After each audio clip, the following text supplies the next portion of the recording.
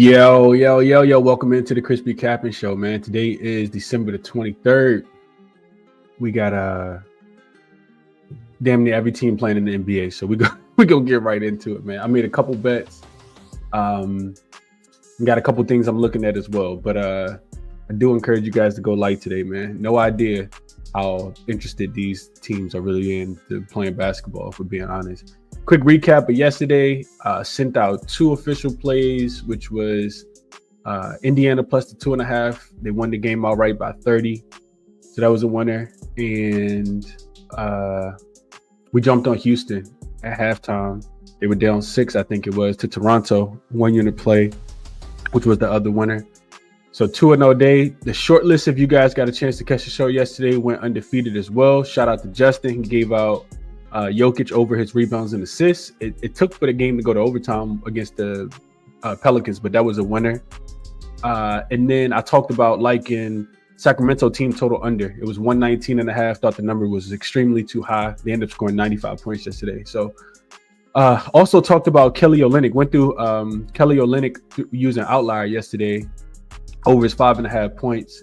Number ended up being moved to 6.5. That was also a winner. So coming off a really good Sunday, and don't want to give any other back to the books today. Let's go through a couple of comments real quick and we'll get in. Vincent here giving out some plays. I see Mitchell says big slate today. Let's get it, Chris. Crazy Commanders game yesterday too. Yeah, that was absolutely bananas. Love it as a Commanders fan though. You gotta love it. Pacers came to play. We needed that. What up, Mark? He says the start of a blessed week in many ways. Absolutely. Many ways, Mark, for sure. Morning, Jose. What up, Rain? Marquise in here. GLB Bets in here. Did a solid day yesterday. Hoping to repeat it today. Justin in here. The gang is in here, man. The gang is in here. What up, G421? Gina says, good morning, Chris and crew. 6 games on the NBA slate and double-digit point spreads. Yikes. Yeah, I'm gonna try to get through all of them. I do have a chiropractor appointment. I think I popped my sacrum out of place again last night, but got a chiropractor appointment in about an hour and a half. So we're gonna try to get through most of them as quickly as we possibly can. Pacers have been hot. Do we trust them again? No, Mark. We're gonna get into that game. That's one of my favorite games on the board for today. Let's see. Jose said Pacers might cover. Maybe. I think Golden State are starting to wake back up a little bit. What up, Big Smoothie? Appreciate you for tapping in. Brian in here with us. It's Cleveland first half full game. What up, Peasy? Rick says, I love today's card. I wish I loved it that much. What up, TC Bets? Appreciate you for tapping in, bro. Dropping dimes in here with us. Hot TV Grizz. TC Bets says, man, I'm glad the Pacers won last night. I was dreaming in chat slandered this morning if he went the other way. Yeah, they slowly but surely starting to get it together. I'm starting to have some thoughts. Dropping dimes. I feel like the Pacers needed Nembhard a lot. I feel like the Pacers needed rest. And it feels like that's what they've gotten. Because ever since they got that little bit of rest and they're not playing, 3rd game in 4 nights, 4th game in 5th night, 4th game in 6 nights all the time, it does feel like the Pacers have kind of gotten it together. Same thing with the Lakers, even though their identity has changed a little bit. The Lakers, when they were going through that really rough stretch, it was 5th game in 6 nights, 6th game in 9 nights. Give Bron 8-9 days off of rest, or one game in 2 weeks, and all of a sudden the Lakers look like a really good basketball team again too. So I do got some theories about some of these teams, the way that they play. Pacers play really fast, hard to be efficient on a nightly basis like that, but we won't talk about it too much. Brian says he's on the Spurs, plus the 5.5. Let's get into it for today, man. A lot of games on the board. So we always start off with jaXon. If you guys are new, jaXon is your AI sports betting buddy, as you can see it on the screen. Real-time insight for smarter betting, player props, game lines, total sides, spreads, college basketball, NBA, NFL. Definitely saves you hours on your research, as you guys can see. You can use code ChrisBeCappinn. It'll get you 50% off your first month. And it is also a link in the description of the video if you guys are interested in doing it that way. So today we go to the Oklahoma City game. I saw GLB Best talking about this one, which actually inspired me to look at the total in this game. Not a game that I really dove too deep into, but it's Wizards versus Thunder. And I asked jaXon about the total specifically. jaXon says, starts off with some analysis of team trends. It said the Wizards are averaging 107 points per game while allowing 122.2 points per game, making them one of the worst defensive teams in the league.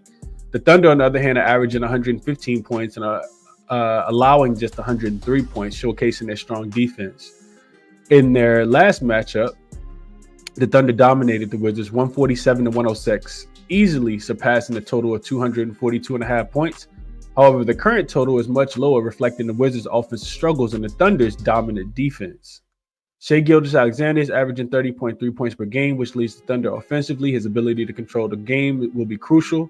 The Wizards are missing key contributors like Kyle Kuzma, out with a rib injury, which further hamper their offensive potential. The Thunder's chaotic defensive styles forces turnovers, which could lead to some fast break opportunities. However, the Wizards' lack of stabilizing guards makes it difficult for them to capitalize on such situations. Given the Thunder's strong defense and the Wizards' offensive struggles, the under 225.5 looks like a solid play. The Wizards have failed to score more than 112 points in their last 3 games, and the Thunder's defense should keep them in check. Additionally, the Thunder's methodical offense might limit the overall pace of the game. So jaXon likes under 225.5, it looks like. I know GLB Best will be happy to hear that because I think he was looking towards the under as well. So that's jaXon. Like I said, referral code in the description. Check it out. People are signing up every single day. It saves you tons of time when you're trying to look to handicap the games. A lot of different prompts you guys can enter as well. Let's jump into it for today. First game up we got is the Cleveland Cavaliers. They will be at home. Looks like they are laying 14.5 points. I think it's the consensus right now. Total, at least these were the numbers that I put in last night when I started looking into the games. Looks like the total is going up. It's 232.5 now. The spread's actually come down. It's 13.5 now. So these numbers aren't completely updated, but they're close enough. You guys get the gist. So injury report first. We will go to the let's go to the injury report. So we on the Utah Jazz side, we got Keontae George, who is listed as questionable. It's an ankle injury for him. And then on the Cleveland side, we got Sam Merrill, who is listed as game time decision. Him and Isaac Okoro is listed as out. So the Cavs have won. They won both of the games and covered both of the spreads last season. They've won 4 of the last 5 and covered 4 of the last 5 in the head-to-head matchup. 3 straight overs in the head-to-head matchups between these two teams going back to last season as well. Utah actually off back-to-back wins and covers. They beat Detroit and beat Brooklyn. This is the game 4 of a 5-game road trip for them. And Cleveland, 3rd game in 4 nights. They've won 4 straight. They've covered 3 straight. No Christmas Day game for them to look forward to either. They play in Denver on Friday, actually. Probably be a good spot for them versus Denver, with Denver playing back-to-back games against the Phoenix Suns. So you got a Utah team that is shooting the 3 really well recently.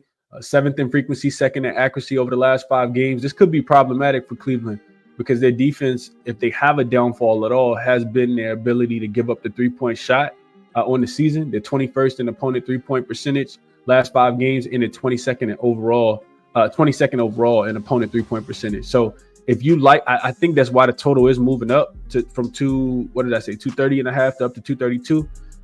We know Utah defense is not great either. On the opposite side, I think Cleveland should be able to get pretty much whatever it is that they want. You also got the storylines with Lauri Markkanen and Colin Sexton coming back to Cleveland, of course. Donovan Mitchell playing against his old team, the team that drafted him in Utah. So when I was looking into the game, as much as I want to get there with a Utah team total under, I think the number was 108.5. I do think that, offensively, even though they have been shooting the 3, they also depend a lot on offensive rebounds and second chance opportunities. Probably won't be here in this game with Jared Allen and Evan Mobley down there. Cleveland's team total last night was 122.5, and that number's probably up right now. And while they can score the ball versus Utah, Utah, it's a lot of ways that they can score the ball. First, Utah is not a great 3-point defense. So Cleveland is a team that shoots a ton of 3s. With Coach Kenny Atkinson, he's going to want to continue to shoot 3s. So Cleveland should be able to score the ball. They also going to be able to get out and run in transition. Utah does not have a great transition defense. Cleveland likes to push the pace. So while Cleveland's team total is probably about 123.5 now, and they should be able to score, I don't know if they necessarily will need to. I was looking into the Cavs as double-digit home favorites. They're averaging just 118 points per game. Their opponents are averaging 102 points per game. And only the Hornets have actually gone up and over the team total for the Jazz today at 109.5. I think it is now. They scored 114. But they've been the only team to get up and over 109. The Cavs have faced the Pistons, the Nets, the Hornets, the Pelicans, the Raptors, and the Wizards twice as double-digit home favorites. So I kind of, if I had to play the game, I think I would probably be looking towards a Utah team total under.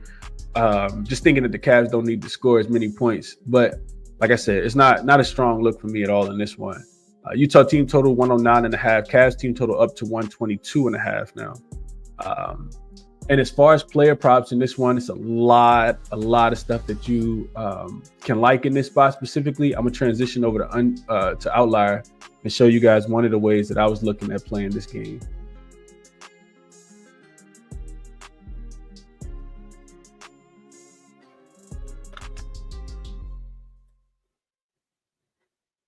All right, so if we go back to, I was looking specifically at Jared Allen. This is underdog for people that are interested and wondering what I'm using. This is underdog. It's just underdog, not underdog. It's Outlier. It's a link in the description of the video to get you a 50%, get you a 7-day free trial if you use the link in the description. So I'm looking at Jared Allen. Jared Allen had just like kind of reminded me a little bit of Bam, just kind of out there running around doing a lot of cardio. And when I think about how good Evan Mobley's been recently, Darius Garland, how this team has a lot of like just depth in general, it makes me want to look towards Jared Allen. You can see here his points plus rebounds. And the reason why I included his rebounds is because we know that if Utah does anything well, it's rebounding the basketball. You can see rebounds allowed. They're actually giving up the 4th fewest rebounds are the Utah Jazz. Versus center, it does drop down a little bit. They are giving up points to the center position, but I think this is more Evan Mobley, in my opinion, than Jared Allen. You can see here, Jared Allen has not been doing much out there at all. His rebounds and assists together are 21.5. You can see that here. You can see his last 10 games, he's actually only hit the over in 2. He got it against Denver, he had 23, and he got it against Washington, he had 32. But like I said, Utah is a much better defense. You also can see some insight here. Jared Allen has exceeded 21.5 points plus rebounds in 15 of his 19 games versus bottom 10 defenses. For points allowed, 26.5 points plus rebounds here. So this contradicts what I'm thinking for today's game. But I think a lot of the points will come from outside the paint. Steve Merrill threes, Donovan Mitchell threes. I think his threes is listed at 3.5. I would only be playing over for him. Darius Garland, Gorgeous Niang, Dean Wade. It's a lot of ways that they can score the basketball. I don't think Jared Allen necessarily has to get to 21 points plus rebounds. So Walker Kessler being down there, Lauri Markkanen, John Collins, I do think that they could struggle to rebound the basketball here. So that was one way that I was looking. The other thing I was looking at as far as player props in this game was let's see, Walker Kessler, him as well. So we transition to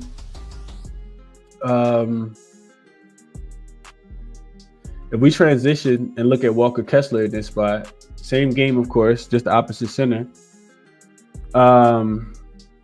Kessler's minutes have actually been down a little bit as of late. One of the reasons I was kind of wanted to look at him. So same stat, right? Points plus rebounds.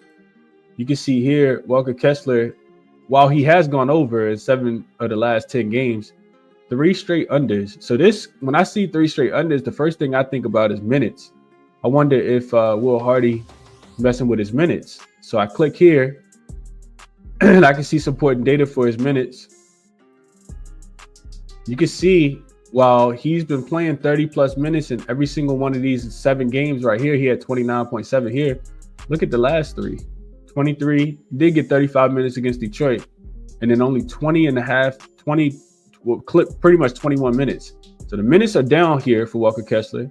You can also see the Cleveland Cavaliers points allowed, 9th, and rebounds and points allowed. Versus the center position, it gets better, 3 and 4. So this is a really good defense against centers, of course, with Jared Allen and Evan Mobley down there.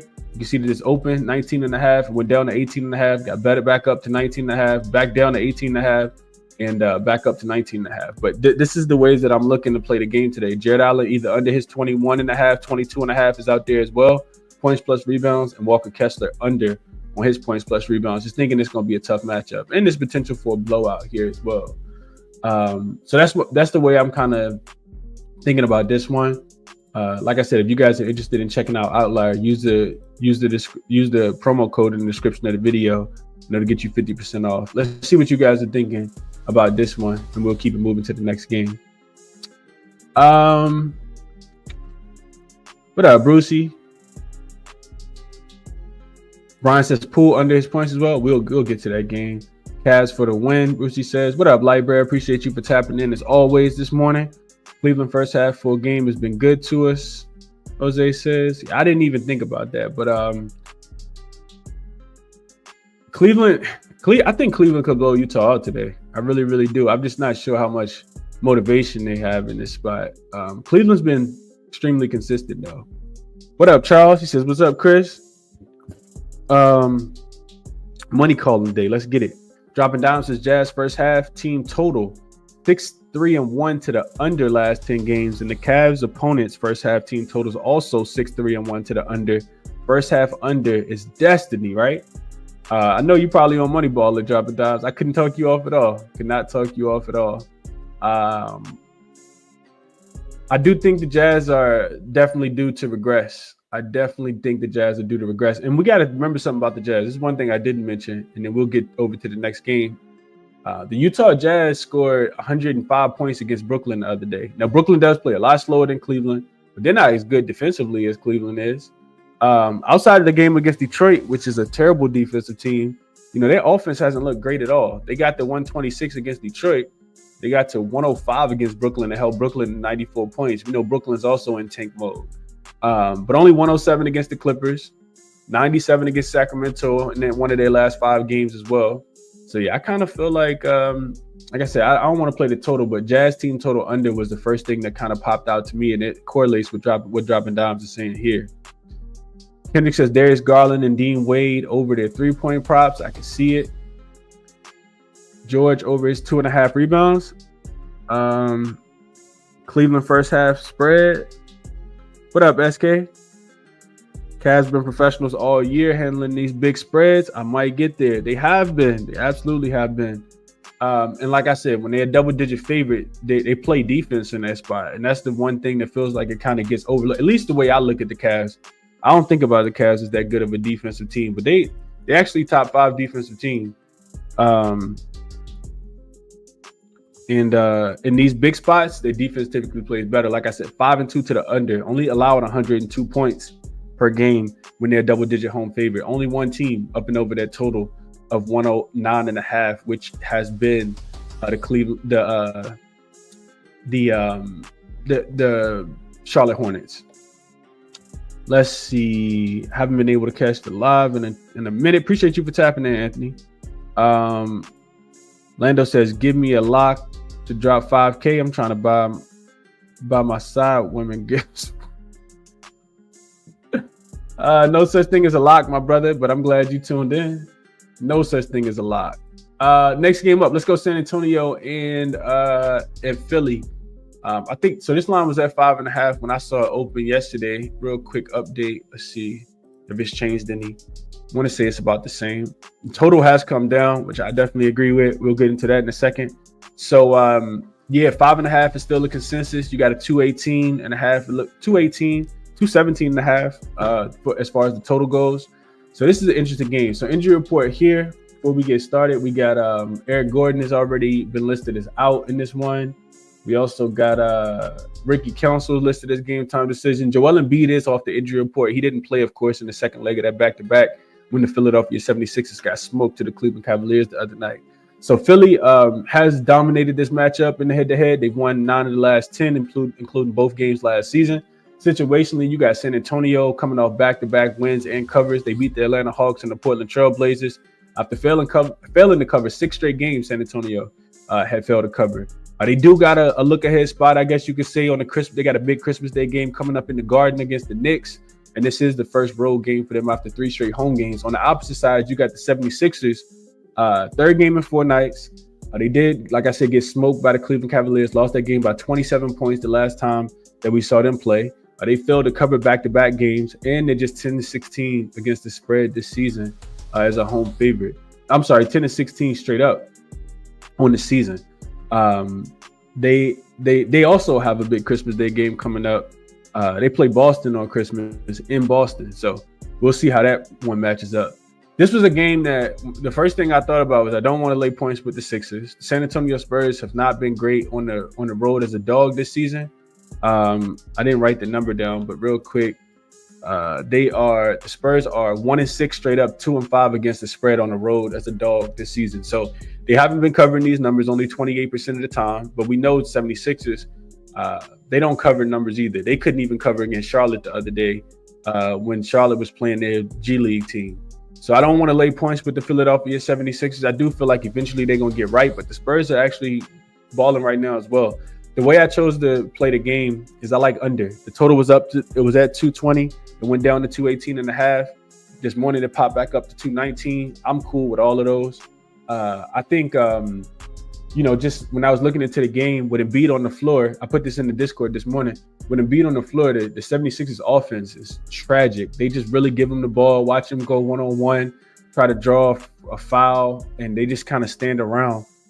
They play super slow offensively, defensively. They get a little bit better as well, of course, with him being able to protect the rim.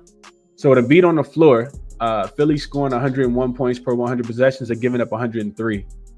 With Embiid off the floor, they're scoring 110 points per 100 possessions. They're giving up 115. So that's 225 points scored per 100 possessions with Embiid on the floor.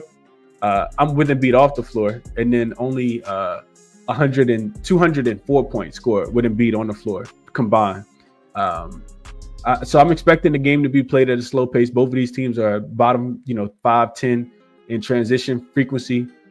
Both teams are poor offensively. San Antonio isn't playing much faster than Philly, which is important because Philly's transition defense is absolutely trash. We saw that against the Pacers last week. Philly has been attacking the rim a lot. They're 6th in frequency, but just 25th in accuracy. I do think that Victor Wembanyama does a really good job against Embiid today. Philly has been attacking the rim a lot. It's 6th in frequency, but like I said, it's 25th in accuracy. San Antonio, 6th in opponent rim accuracy and 5th in opponent paint accuracy as well. So they've been doing a really good job of protecting the paint. Neither one of these teams can shoot the ball from the three-point line. Philly also hasn't been pushing the pace a lot. Rarely do they push the pace. San Antonio has been a top 5 transition defense. So I think it's going to be a slow, grinded out style game. I like under 219, 218.5. This was at 219. It's back down to 218.5. Looks like FanDuel has the best number right now. That's the way that I would play the game. Also, if I'm looking at a prop in this one, let's go back to Outlier real quick. If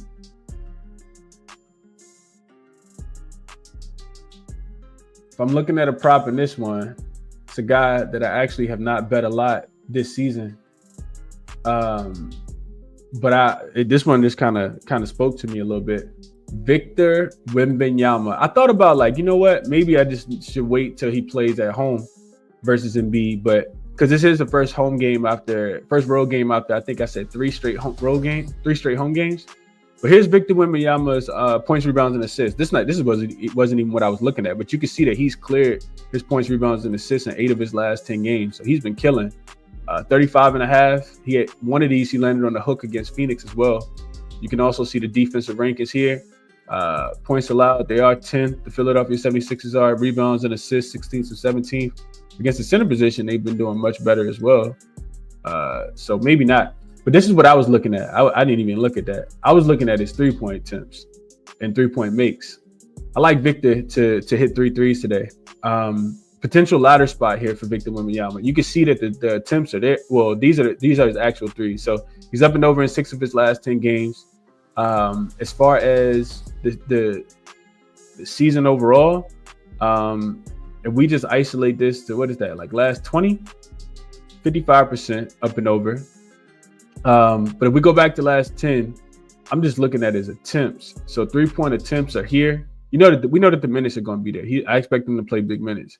But look at the attempts: 8, 15, 7, 6, 7. I'm thinking that this 6, 7, and 7 down here is probably not going to be what Victor Wembanyama shoots today. I know that the center position doesn't typically make a bunch of threes against the 76ers, but I don't think Embiid coming out there. I do think that Victor is going to be able to let them things go today. So I do like the 3-point prop for Victor Wembanyama up and over 2.5. You can see he had 7 against Atlanta, hit 4 against the Portland Trailblazers the other day.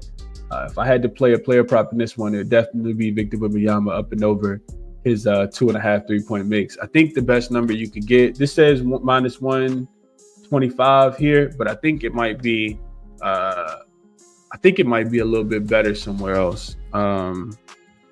Let's see.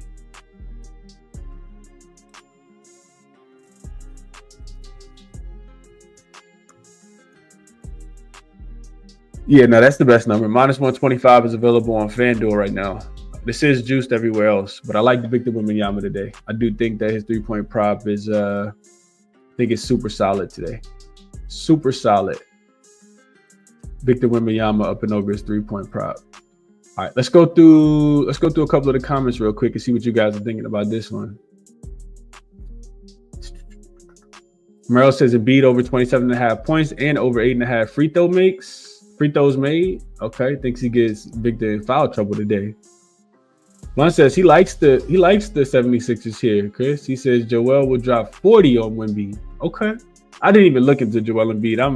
I'm be surprised if he played the full game, but we'll see how it goes, man. Yeah. What up? Andrew says he likes the under here as well. Yeah, we'll get to the Grizzlies game. I'm very interested in that Grizzlies game. Wemby over his 22.5 points for Merrill.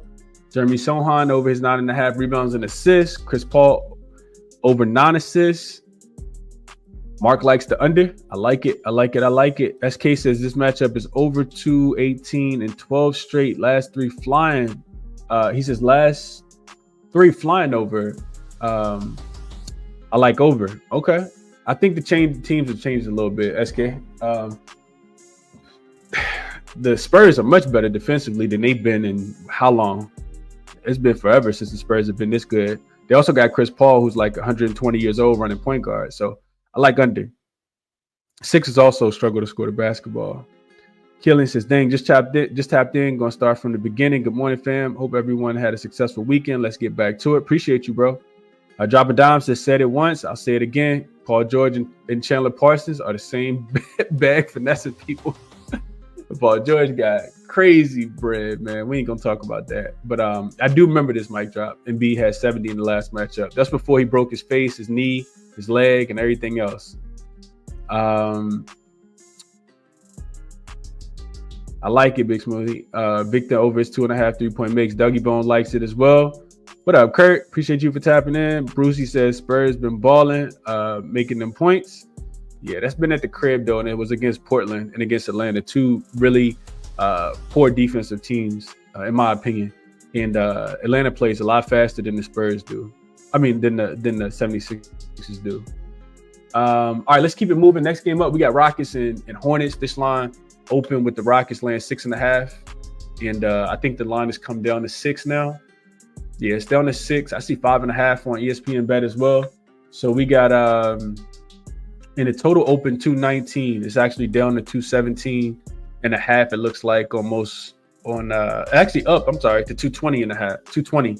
So a lot of money, some money coming in on the pushing this up and over the total, and people like the Rockets, I guess, to score because the spread has got a little bit smaller. So you got the injury report first. You got Brandon Miller already been ruled out for this game. He rolled his ankle stepping on Yabusele's ankle, I think it was.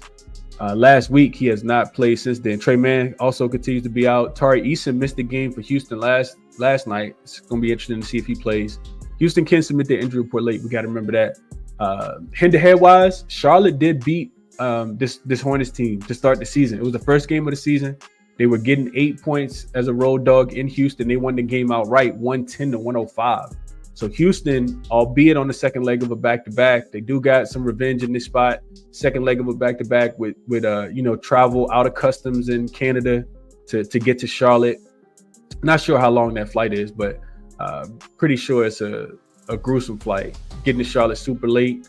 I looked into a couple things here. So first thing I looked at was specifically this season. I wanted to see how teams played on the second leg of a back-to-back, having to travel through customs, playing in Charlotte the night before, in Houston the night before, and it's not been profitable. Teams have actually are actually 0-3 against the spread, just 1-2 straight up when they're playing on the second leg of a back-to-back after playing the Rockets the night before.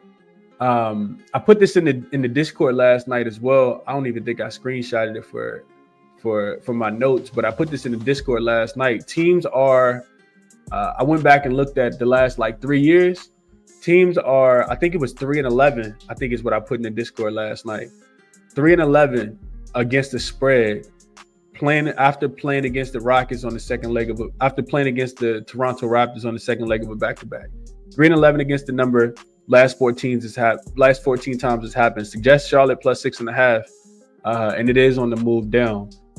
I kind of feel like Charlotte's the right side. The Rockets, we know that they don't cover a lot of spreads on the road. They're just 2-3 straight up on the second leg of back-to-back games so far this season. Also 4-1 to the under. Offense just, can kind of be stuck in mud at times. And the Hornets, 4-3 against the spread as a dog of 5.5 points or more. They're also 7-0 to the under. So you got a strong team with a 4-1 under for the Rockets on the second leg of back-to-back. Strong team, a strong trend towards the under for the Rockets when they're playing as a 5.5 point dog or more. 7-0 to the under. We know, LaMelo's back. Mark Williams is still getting his minutes kind of adjusted. Hasn't played 20 plus minutes yet. And Miles Bridges is also, I think third, fourth game since his injury as well. So I kind of like under in this game as well. Don't know if I'm gonna actually play this one. I also think Charlotte, could keep this one close. They've been really poor recently outside of getting the cover in Philly. I kind of feel like Houston's not gonna win the game by margin. I like Charlotte here. I like Charlotte at under. What I put in my notes was Charlotte doesn't push pace, and they're shooting the three. They're shooting the worst 3-point percentage over the last 5 games in the league. And of course, they'll be without Brandon Miller here, and their biggest strength is their offensive rebounding. Houston is great on the offensive glass, and I think that'll limit Charlotte's scoring abilities in this spot, especially on second chance opportunities. Charlotte doesn't play fast. They're 26th in transition frequency, 30th in points scored via transition over their last 5 games. Houston is second in limited transition buckets. Houston also doesn't shoot the three well, which is the kryptonite for the Hornets. With Mark Williams back, Charlotte should be able to protect the paint. The last 5 games, Charlotte is 15th in pace, but 6th worst offensive rated team. Houston top 10 defensive rated team and bottom 10 in pace. So the total is going against me here, but I think that this one could sneak under the total. I don't trust the Houston Rockets on the second leg of a back-to-back. I do think the game will be played slow. So under 220 would be my recommendation in this game. No player props here. Really kind of wanted to look at LaMelo. He has gone up and over his rebounds and assists, I think, in 9 of the last 10 games, but Houston's been pretty good at limiting opponents from limiting point guards specifically at getting assists. So not going to pull that up, but yeah, I like under here, and couldn't get there with LaMelo. Don't really like anything on the Houston side either. They've been kind of all over the place. Let's see what you guys are thinking here. What up, Free Sauce? I see you in here. Larry says Embiid 4 assists, hits even when his minutes flop. Okay. Kevin says I'm looking at the under 217. So a lot of us like under. I think under is the right side. Merrill likes over 12.5 rebounds and assists. I don't like it as much in this matchup, Merrill, but I could see it. I could definitely see it. Mark Williams to get an assist. Melo over 7.5 assists. He has centers to pass to now. That's true, Doggy Bone. I kind of like Charlotte plus the points. Man. I do think, like, we haven't seen the Rockets submit an injury report. Fred VanVleet could potentially sit. He's a veteran type player that's getting up there age, it feels like. Not saying that he is going to sit. Maybe they get Tari Eason back. I like under and I like Hornets. I do think they can keep this one close. Not sure if I'm going to play either, though. Merrill likes Sengun over his 9.5 rebounds. Brian says no Miller, but no Miller. Ball threes. Houston first. Blunt says Hornets have no shot. It's only Rockets here, Chris. Even on the back-to-back, I would love if Tari Eason plays, though. Okay. Brucey says like LaMelo over his assists as well. A lot of people like LaMelo over his assists. I don't really like it as much in this spot. I could be totally wrong though. GLB Best is rested home dogs off a loss as a road dog are 30-16 against the spread this season. Definitely suggests that the Charlotte Hornets are the right side. And the spread is coming down. It's down to 5.5 on a couple books. Mark says he likes under. So with in-season revenge, what's the record? So W in-season revenge, what's the record? Charles says, I don't know. I don't feel like looking that up right now. What up? Kevin says he moved on under 220.5. What's both teams' pace? I just kind of talked about it. They both unders. All right, let's key Hornets team total under. Jose says, I think it's just an under in general. Hornets plus 9.5. Alt line for Dougie Bone. I'm not messing with that. Big Smoothie says you can get under 220 on Fanatics. I see. So the total is dropping right now as we speak. It was at 220 when we just talked about it. Now I see under 219.5. It looks like it's dropping on most books. The DraftKings and Bet365 got 220.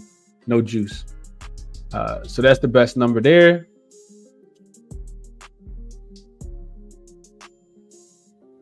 All right, enough on that game. Let's keep it pushing to the next one. We got the Celtics and the Magic. I'll be pretty quick on some of these next few games because I do want to kind of go through every one of them, but I didn't handicap all of them. I didn't make it through all of them. The first handful I did get through. So next one up, we got Boston and Orlando. This line open with Orlando getting 9 points as a home dog. The line is now up to 10. 10.5 actually on most books.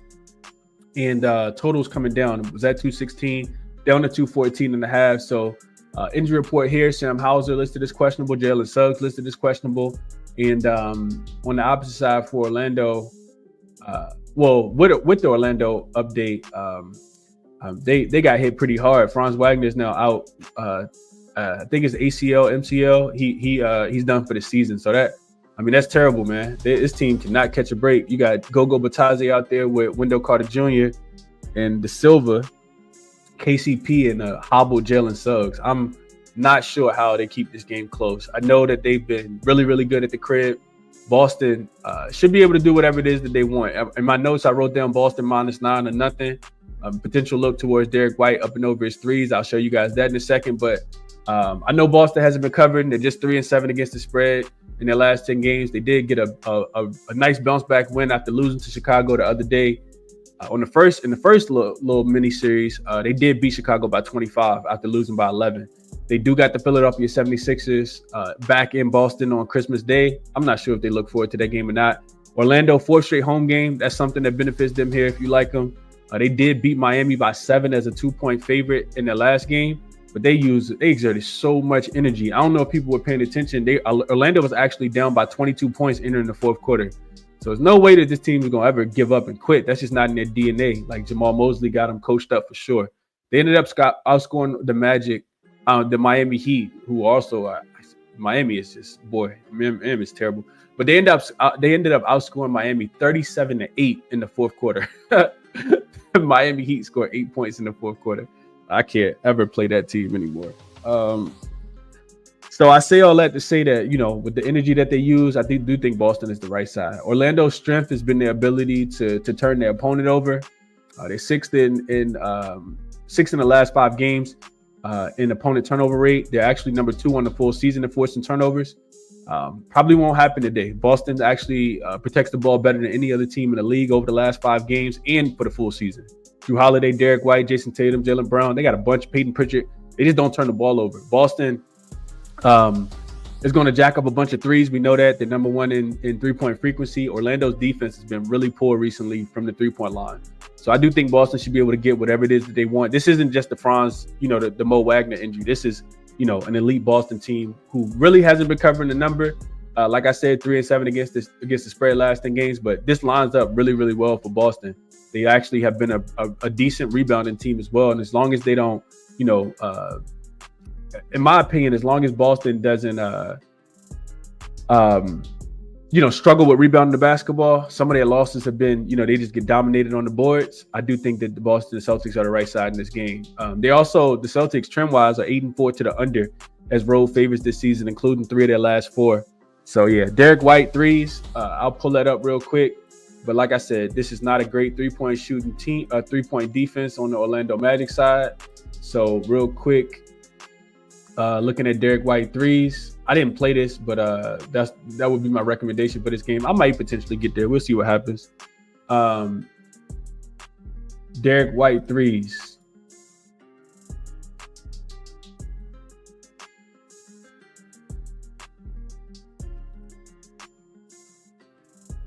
Up and over 7 of his last 10 games. You can see he's coming off a Chicago game where he made none. That's a nice little bounce back angle there.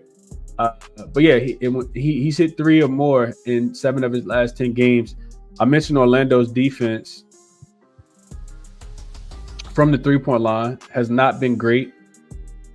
The minutes are there for Derek White as well. The 3-point attempts are crazy. 12, 11, 8, 7, 12, 12, 7, 6. I do think Boston's going to shoot a ton of threes in this matchup today. So I do like Derek White up and over his 2.5 3-point makes. Looks like -110 is the number right now. I think Derek White's found some success in this game for sure. Head-to-head wise, he has not played them this season, but last season went up and over just 1 of the 2 games. Overall this season, Jesus Christ. Overall this season, Derek White has hit 3 threes in 78% of his games. That is insane. 21 of 27 is Derek White. Lots of green here for Derek White, up and over his 2.5 3-point make. So that's what kind of stood out to me. Like I said, Orlando's not a great 3-point defense. They do a good job of protecting the rim, and I think that they're going to struggle to turn over the Boston Celtics in this game. So that's the only way that I would be looking to play that game. Go through a couple of the comments real quick, and then we're going to keep it moving. Let's see. Freesaw says he took the team total under for the Magic at 102.5. I could see it. Could definitely see it.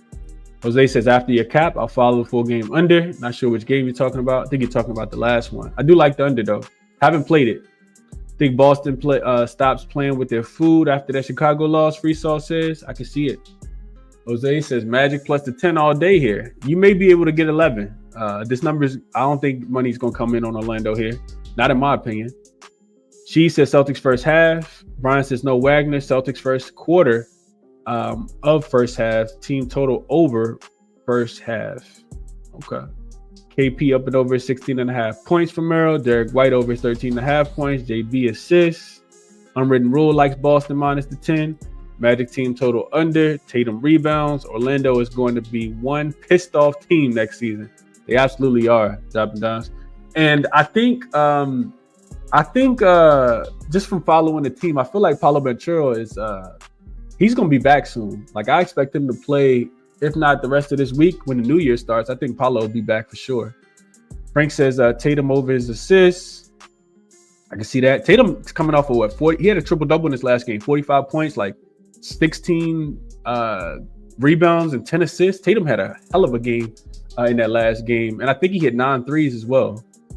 Brucey says he likes Jason Tatum over his 25.5 points. Daniel says, check the last 10 years. If you're a home favorite of at least 6.5 points on the game before Christmas, these teams win and go over or lose and go under. So to your point, Daniel, I looked at this for last season, just trying to find an angle.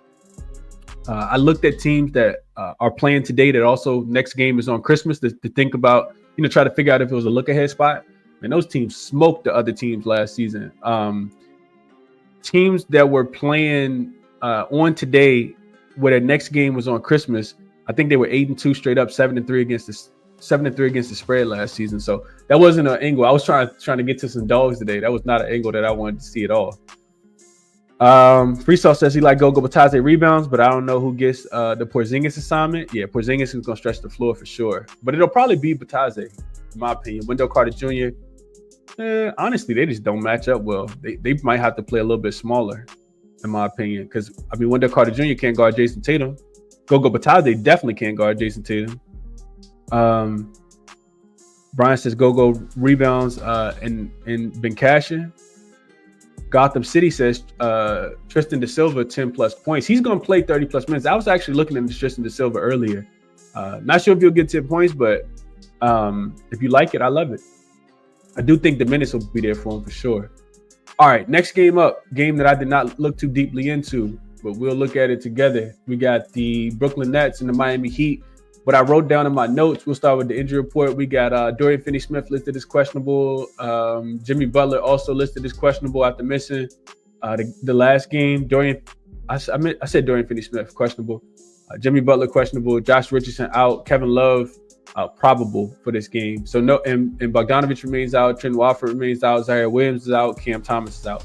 So we've seen the fire sale for the Brooklyn Nets as of recently. There's 3-7 straight up. Just 4-6 against the number in their last 10 games, 1-3 against the spread in their last 4 back-to-back unders. 3 straight games they've scored 101 points or less for the Brooklyn Nets. This is not a great offensive team at all without the services of Cam Thomas and Dennis Schroeder. The Miami Heat have not looked great recently either, though. This was a team that was, we all thought was going in one direction, and since then they've gone in the opposite direction. So they're 0-3 straight up, 0-4 against the spread in their last 4 games. They were one of the teams that lost outright to Orlando the other day. After having such a big lead in that game, they've lost, like I said, 0-3 straight up, 0-4 against the spread in their last 4 games. After winning 4 straight, they're 7-3 to the over in their last 10 games. The problem is, does Brooklyn contribute in this game? And honestly, if I'm being honest, this is not a game that I really like. I don't want to play this game. I know I'm not laying this many points. Miami opened as 8.5 point favorites. They're up to 10 now. 10.5 on some books. And I know Brooklyn is terrible. They're trash. The total's dropping. But I don't trust Miami, especially as a 10-point favorite. I couldn't trust them against the Detroit Pistons a couple games ago. Just not going to do it. Not something I want to do and be invested in, if I'm being honest with you guys. So I don't really have any, burning thoughts here, especially without knowing the status of Jimmy Butler. So super quick cap for me. Don't trust him. Free Saul says he's not trusting them. I can't get there. Charles says backwood. We're going to do just that, man. We'll get to the next one. Dorian Finney-Smith over his rebounds for Merrill. Ben Simmons over his 19.5 points plus rebounds and assists. G421 says, yeah, Chris, they said Banchero due back soon. With the amount of injuries the Magic have, could they look to a Butler trade? I don't think they will, man. I don't think they will, but we'll see. It feels like the window. I'm not sure contractually how the Orlando Magic look on paper, but I feel like they should have some time before they gotta, maybe they don't. I know a lot of their players are super young though. I don't think they got to break the band up yet. I think they'll be able to bring people back. Cam says Brooklyn actively trying to lose, and their coach just won't allow it. They need Jordy on the IR, and that's a fact. They continue to play super hard. The Brooklyn Nets do. So yeah, that's why I can't lay this big of a number with the Miami Heat. They're not trustworthy in my opinion. Jalen Wilson for this Brooklyn Nets team over his 1.5 threes. Merrill likes Tyler Hero. Merrill said, man, y'all want to back with this game? I got 13 player props for it. Drop it down says Miami might mess around and lose. Wouldn't be surprised. I can't get there with Miami, man. Don't want Brooklyn, but can't get there with Miami. Let's see. Larry says -120 for both teams to score 100. I think Miami can score, though. I do think Miami should be able to score against Brooklyn. Brooklyn's 3-point defense, if I'm giving you guys some actual analysis, Brooklyn 3-point defense has been absolutely atrocious. That's what Miami does well. Looking at Tyler Hero to go up and over his 3-point prop, sneaky look on, somebody like Duncan Robinson to go up and over his prop, maybe Bam assists in this game. Like, there's some ways to get paid. It's just not any that I'm putting my money on. What up, Mr. No Problem? Heat is my team, and I don't trust them, Douglas says. Daniel says, Chris, you wanted dogs today? Road dogs of 6.5 points or more games before Christmas win by less than 5, and eight of the last 10 going all the way back to 2014. If you like a dog, take them to win by 1 or 10. FanDuel has great value. And I appreciate you for sharing this, Daniel. This is that 1 to 10 market is something I always forget about. Could definitely see Tyler Hero hitting 8 threes in this game. Would not surprise me at all. I'm not betting it though. Next game up, we got Timberwolves and Hawks. Game be played in Atlanta. This line opened at 4. It came down to 3.5. So it's really about 3.5, 4, depending on where you're shopping. Total looks like it's going up a little bit. 222 is what you guys see on the screen. It's up to 223, 223.5. And this is going to be highly dependent upon Trae Young. He is listed as questionable. He did not play in that game against the Memphis Grizzlies. They got smoked in that game. They made it look respectable a little bit. That was without Ja Morant, of course, as well. You also got Bogdanović listed as questionable. On the Atlanta side, that's a lot of offense, man. They don't have a backup point guard that can replace Trae Young out there getting 11, 12 assists per game. Onyeka Okongwu has also looked like he's continued to be listed as out, dealing with some left knee inflammation. Yeah, it says he's going to miss at least 4 games. And on the Minnesota side, they're going to be as healthy as they always are. The first thing that stands out to me when I think about Minnesota and Atlanta, especially with the game being in Atlanta, is Anthony Edwards. He's from Atlanta, of course. I do like him up and over his 3-point makes in this game. We know that Atlanta 3-point defense has been absolutely atrocious. Victor Wembanyama just hit, 7 threes? We talked about Desmond Bane. If you guys watched the live stream on, Friday night, I talked about Desmond Bane going up and over his 3-point prop. Shout out to Chad. I know he had mentioned it, I think, and I looked it up on Outlier. That was an easy winner. So I think it's Anthony Edwards night tonight. Last time I bet on Anthony Edwards to go up and over his 3-point prop was against the Lakers when they were at home, and he didn't even shoot threes. So I got some bad luck with these players when I want to play them.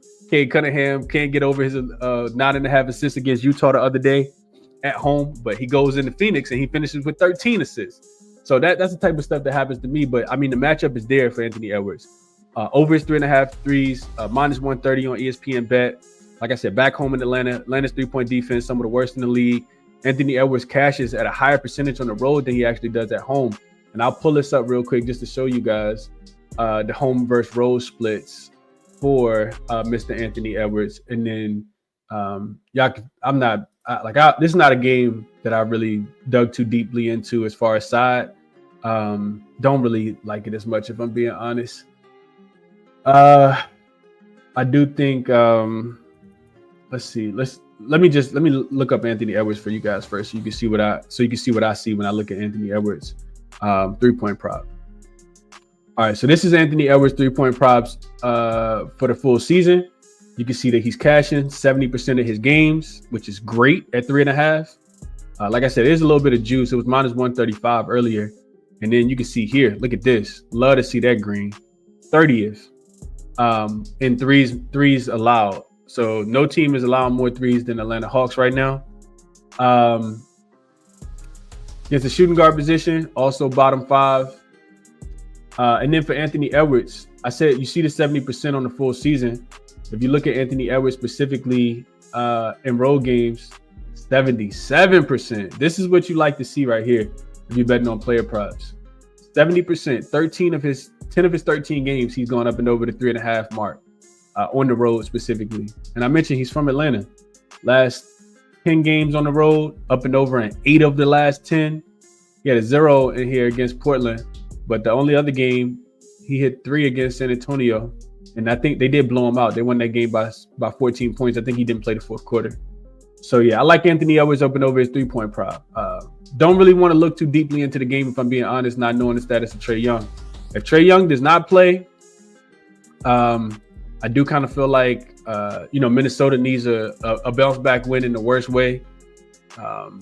They do got the Christmas Day game coming up. They're on a 2-game losing streak. After getting beat by the Golden State Warriors the other day, they got playoff revenge and Christmas Day game against Dallas coming up. So potential big look ahead spot for the Timberwolves in this game. On the Atlanta Hawks side, they've lost 3 straight games since they beat the New York Knicks in the Cup game. Lost to the Brooklyn Nets, lost to the Milwaukee Bucks, and then lost to the Spurs in overtime in San Antonio. Come home to Memphis and get smoked in that game as well. So they haven't covered any of their spreads. Atlanta kind of reverting back to the team that they were before the Cup. So we'll see how it goes, but I think the Minnesota should be able to get the job done here if Trae Young does not play. But I like Anthony Edwards up and over his 3-point prop, as you guys can see before I played anything here. Let's see what you guys are thinking about this one. Hawks are nothing bad what Ant says. Trae Young over his assists. Hawks cover if Trae plays. Atlanta +4, but not betting it. Lay it with the Wolves. They've been playing great. I already bet it, Kevin says. I wouldn't say they've been playing great. I think the Wolves have been they had a great stretch, but now they've kind of regressed a little bit. They've regressed a little bit for sure. Mr. No Problem says, I hope you, Jay Money, and Ski do a show together soon. If I can get the guys together, I'd be down to do a show with Jay and Ski for sure. Bruce says, I like the Timberwolves. Going to win this one. Jalen Johnson over his 9 rebounds. Trae Young over his assists. They cover if Trae doesn't play. Wolves are terrible, D-Will says. I don't feel strongly about it. Merrill does like Anthony Edwards over his 3.5 threes. I think Anthony Edwards' threes are lateralable, if that's a word today. I think he could definitely hit 5 threes today. And over his 3.5 threes might be early Christmas present, Beezy says. I like it. I like it a lot. Many, even with Trae, dropping dime says. Okay. So when I was looking into the game, just some insight on the game.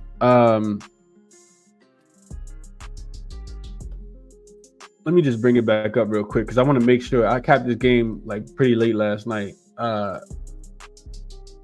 right, so Minnesota got a lot of things going for them here. So first off, if they can make their 3-point shots, which offensively they've been the worst team in the NBA the last 5 games, scoring just 104.1 points per 100 possessions. Anthony Edwards said it after the game when they lost to the Knicks the other day that they don't have an offensive identity, and I mean that's kind of true. Problem is Atlanta don't play too much defense. So Minnesota should be able to score the basketball. Where specifically Minnesota should be able to score the basketball from outside. 3-point shot should be there. They're 15th in 3-point frequency, 12th in 3-point accuracy, 8th and above the break 3-point frequency, and 13th in 3-point accuracy, shooting about 37%, which is important because Atlanta is allowing teams to shoot almost 40%, bottom 5 from opponent 3-point percentage. Minnesota probably going to try to get out, push pace, the 10th in frequency, 2nd in points allowed, points scored per 100 possessions in transition. Atlanta is 8th in getting back as far as slowing teams down. They don't allow teams to push pace, but I do feel like Minnesota should be able to score here. Atlanta, when I was looking into Atlanta specifically and seeing if they were going to be able to score against Minnesota's defense, Atlanta is going. I think Atlanta could have trouble scoring here. Atlanta is a team that attacks the paint a lot. Their 3-point shooting is just not there. They're actually shooting the second fewest threes over the last 5 games. Not a team that gets out and shoots the ball a lot from the 3-point line. And if Rudy Gobert and Naz Reid can protect the paint in the rim, then I do think Atlanta can struggle to score the basketball here. They are 5th in transition frequency.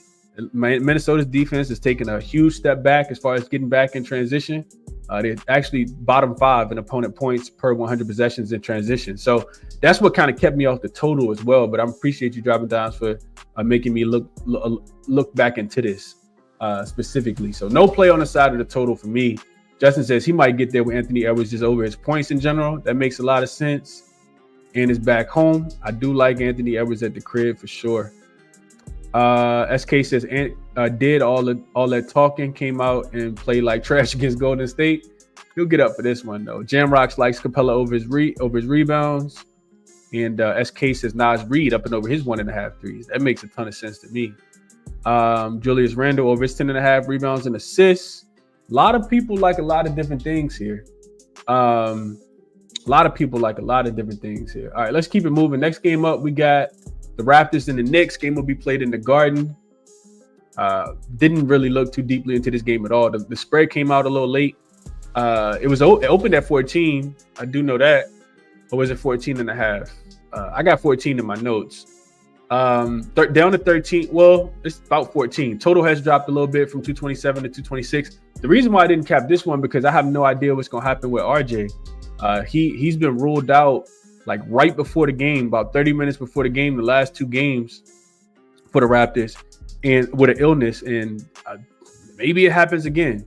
I have no idea. The Raptors, of course, on the second leg of a back-to-back, traveling from Toronto last night. They did keep that game competitive, and they ended up covering as well in that game against the Houston Rockets. They had a 7-point lead at halftime in that game, but kind of regressed to the mean. Also don't know if Jakob Poeltl's going to play. He did miss the game yesterday. And the Knicks have been balling as of late. I know that they just smoked the Pelicans, did it all specifically in the second half. They also got the big Christmas Day game coming up. They're playing against a Raptors team they already played against recently. So maybe a look towards, I'm not at this point, we don't even have to pull Karl-Anthony Towns rebounds and assists up. They continue to cash every single game. Karl-Anthony Towns, I know he went under in the last game against the Pelicans, but against this Raptors team with no Jakob Poeltl, Karl-Anthony Towns should be able to thrive in this game, do whatever it is that he wants. If RJ does play, of course, that's him coming back to the Garden. You got all that, all those matchups, Achua, OG Anunoby, of course. A lot of different, cross matches between the trade that happened the other day, but not a game that I'm super interested in betting either, especially without, knowing the injury status, man. We see so much. If you guys are watching the NBA as much as I'm watching it, and especially if you get the notifications, you see so many, just injury updates happen throughout the day, specifically, less than an hour before game time. It's crazy, man. It's absolutely crazy. I do think the Knicks can absolutely smoke the Knicks can smoke the Raptors in this spot, but I'm not going to play it here. If you like the Raptors, maybe you like them early. You think that the Knicks come out, kind of play with their food early, but I think the Knicks can win this game and cover the spread for sure as well. Knicks have actually won 5 straight, covered 4 of the last 5. One of them last year they were laying 14 points against the Raptors. They beat the Raptors 146-101. So, I mean, they more than capable of doing that. Raptors have lost 7 straight games as well. And we know that they're not as good on the road as they've been at home. Knicks have actually covered 3 straight games after losing to the Atlanta Hawks. But like I said, they got the Christmas Day game coming up against San Antonio. I'm not going to play this game, though. Raptors plus 13, D. Will says. She likes Cat over his rebounds and assists and points. Breesaw says rebounds and assists at 17.5 now. Too sharp for him. But he does like the assist straight. What else y'all saying for this one? RJ Barrett, if he plays, over his 10.5 rebounds and assists. Dougie Bone says conspiracy theory. Illness is the new sit out so we can tank injury tag. I mean, you can't confirm it, so I'm right there with you, Dougie Bone. I don't disagree. SK says with that trend on back-to-backs coming through, customs apply here for the Raptors. So this was only teams that played against the Raptors. I can look it up real quick though, SK. Let's just look last 2 years.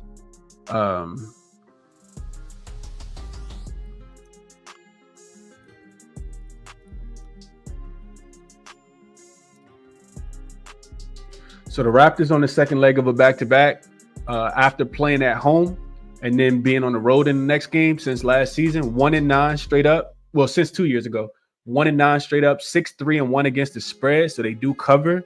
They're losing by an average of 10 points per game. They've covered 3 of the last 4 and 5 of the last 6 have the Raptors. They're also 7-3 to the under. Excuse me. They're also 7-3 to the under in this spot. Looks like 3 of the last 5 games have actually gone under the total. So take that for what it's worth. They have covered in this spot. I know I'm not playing the game. Brian says Towns rebounds have been killing. He had foul trouble last game, killed mine, but he's been cashing. Agree with that. Javadonis' cat's going to have like 8,000 boards today. Cam says my guess is we cover regardless of age of RJ or not. Seems someone new steps up every night. Young team, 14, a lot of points, but that stat you gave out, teams covering it before Christmas scares me. Yeah, don't take that too much into consideration, Cam. But I just think the longer the game goes on, the more I kind of like the Knicks here. 14 is a big number, like you said, though, which is why I'm not laying it. And I watched that game yesterday. There are a lot of players that play really hard for the Raptors. I just think that the Raptors are a lot better at home than they are on the road this season. And I don't like that it's the second leg of a back-to-back at all for the Raptors here. So real quick, just looking at the Raptors this season, we look at some of those home versus road splits. At home, 6-10 straight up, 11-4-1 against the spread. They're losing by an average of 4 points per game. On the road, still 8-5 against the spread, but losing by 7 points per game. They have still actually covered 5 of their last 7 games on the road, but offense struggles. They 1, 2, 3, 4, 4-1 to the under last 5 games. 5, 6, 7, 7-1, 7-2 to the under last 9 games on the road. So their offense does not score as many points on the road. This total is 226.5. What is the team total for the Raptors? That could be the way to look here, especially if Jakob Poeltl, RJ Barrett don't play. The Raptors team total is 106.5. That feels about right. Maybe a Raptors team total under here. Brian says, Cat ladder, you know it. He likes it a lot. Raptors get smoked, but not betting 14. Right there with you. I feel pretty good, Aaron. Just my sacrum pop. I think I might have popped my sacrum out of place last night. So I got a chiropractor appointment in about an hour. But yeah, I'm good. I just didn't get a chance to work out this morning. Pacers plus 5.5. We ain't got there yet. Let's go over to the next game. Sound like people already over there anyway. All right, next game up. We got Bucks and the Bulls. Another game that I'll be super short on this game. Another game that I didn't look too deeply into. Injury report is all over the place. You got Dame, who hasn't played since the Cup win, listed as doubtful in this game. Chris Middleton is probable. Giannis is questionable, is what I saw last night. I'm not sure if they play or if they don't play. Like, no idea. Josh Giddey is also listed as game time decision in this spot. Truly listed as questionable. Like, it's a lot going on. Enough for me to want to stay off of the game, not knowing anything about the game. I will say it's a super short line here for the Chicago Bulls. Like, the Bulls actually been hooping a little bit and covering numbers. 1.5 feels like you almost need the Bulls to win this game. Almost said like the books don't expect Giannis to play or Dame to play, and neither one of them have been ruled out yet. The Bucks did get a win after getting smoked to the Cleveland Cavaliers. They did beat the Wizards 112-101, end up covering this 8.5 point spreads. That number got bet all the way down. The Bucks don't have a Christmas Day game. They actually don't play until they host Brooklyn the day after Christmas. And on the Chicago side, after losing to Boston the other day by 25 points, before losing to Boston by 25 points, they'd actually won 3 straight games. They also don't play again until the day after Christmas. They got Atlanta in Atlanta. So yeah, I'm not touching this game though. Whatever you guys like, I hope you cash it, man. Just trying to give you guys some insight. Bulls money line might be live. Levine points, rebounds, and assists for Woo RZA. Jalen says Vooch over his 2.5 assists, over his points, rebounds, and assists. Giannis triple double if he plays. Vooch over 2.5 threes for Big Smoothie. Y'all love this game. Bulls money line, Drew says. Levine 20 plus. Where Chushi? Yeah, I'm passing on this one. Not touching this game, man. Next one up, we got Clippers and the Grizzlies. This line did open at 4.5 in favor of the Grizzlies. It's up to 6 now. At least that's what I saw that. This game intrigues me a lot, man. It does intrigue me a lot. Total coming down. Open 232.5, down to 227. So a lot of money coming in on the under here. I'm sorry, 229. So a lot of money still coming in on the under here. It's dropped 3.5 points. And of course, the number has moved in favor of the Memphis Grizzlies at the crib. Ja Morant is off the injury report after missing the game to the Atlanta Hawks. Marcus Smart is listed as out on the Memphis side of things.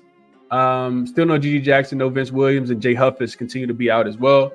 For the Clippers, Kawhi is expected to not play in this game, but he's expected to make a return, I think, in the next week. They still be without Terrence Mann. But they did get Derrick Jones Jr. back in the last, I think he's played like 2 or 3 games. So this is one where, man, I kind of want to get there with Memphis, man. Memphis has been a team that's been an absolute wagon, specifically at the crib. And I've made a little bit of money with them, but I don't feel like I've been betting them the way that I should. Like, Memphis is what? 8-2 straight up, 7-3 against the spread in their last 10 games. Like, this team, outside of that, like, really just kind of head scratching loss to the Lakers. And I mean, that's been the only thing. And I mean, the game against Dallas, they lost by 5, but they were winning that game by double digits. This is just not a team that I want to bet against right now. I know the Clippers are a really good defensive team. I know they'll probably try to play slow. Memphis doesn't have a Christmas Day game. They actually stay at the crib. They host Toronto the day after Christmas. The Clippers, third straight road game. Three of their last 4 games have actually been on the road. They did beat Dallas, but then got smoked to Dallas when Kyrie came back, lost that game by 16. And they play 2 days after Christmas. They play against the Golden State Warriors back at the crib. So could they be a little locked in because they're on the road and this is a third straight road game for them? I guess. Are they a really good defensive team? Yeah, they are. I give them that credit. But I kind of think Memphis just has so much strength in numbers. I know that they're the best,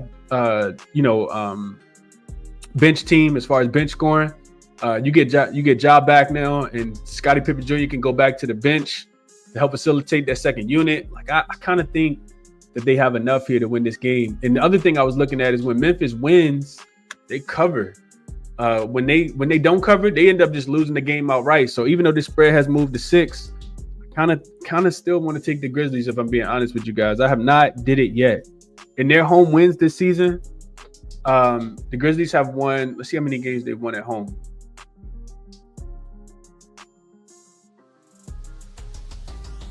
They've won 13 games at home.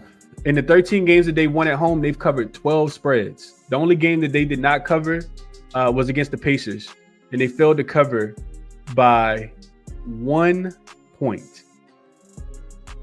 Not even 1 point, half a point. They were laying 11.5. They won the game by 11. So, like I said, when the Grizzlies at the crib, man, they play hard. They play fast.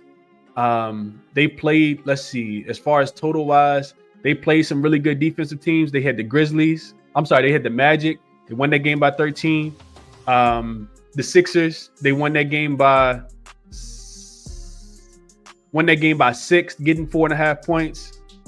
The Nets, when they were a really good defensive team, won that game by 16. Like they only have, let's see, they got 2 wins. They got 1 win this season by less than 6 points at home.